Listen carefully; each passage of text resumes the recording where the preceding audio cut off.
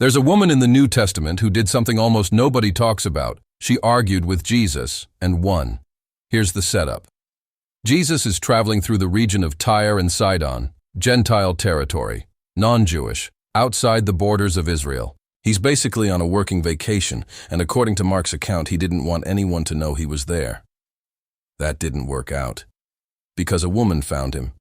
She's Canaanite, a Gentile, which in first-century Jewish religious culture means she's an outsider on every level.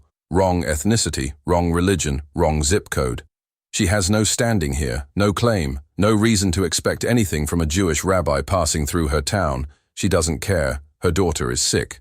Severely demon-possessed, the text says, and she is out of options, so she does the only thing left to do.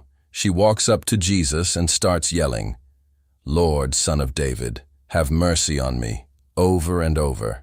Jesus doesn't answer her. Not a word. The disciples finally pull him aside and say, "Send her away. She's causing a scene." And here's where it gets uncomfortable. Jesus responds, but not the way you'd expect. He says, "I was sent only to the lost sheep of Israel." That's a no. Polite, theological, but a no. She's not his assignment. She kneels in front of him anyway. "Lord, help me." And Jesus says, direct quote, Matthew 15:26. "It isn't right to take the children's bread and throw it to the dogs. The children are Israel. The bread is healing. The dog is her." That's not a misreading. That's what it says. Now, most people hear that and stop. They get uncomfortable. They move on. They assume there's a theological explanation that makes it fine.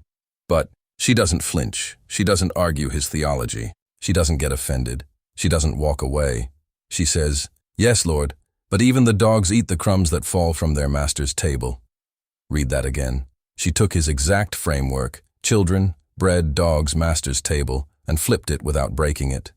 She's not asking to be treated like a child. She's not asking for the whole loaf. She's saying, crumbs exist. I'll take a crumb. That's still within the rules you just laid out. It's not emotional. It's not desperate. It's a clean, logical argument. And it's airtight.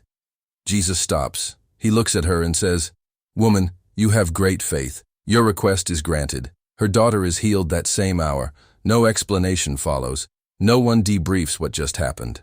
The story just moves on, like it didn't just show a foreign woman with no religious standing walk up to Jesus, get called a dog, respond better than most theologians could, and change the outcome in real time.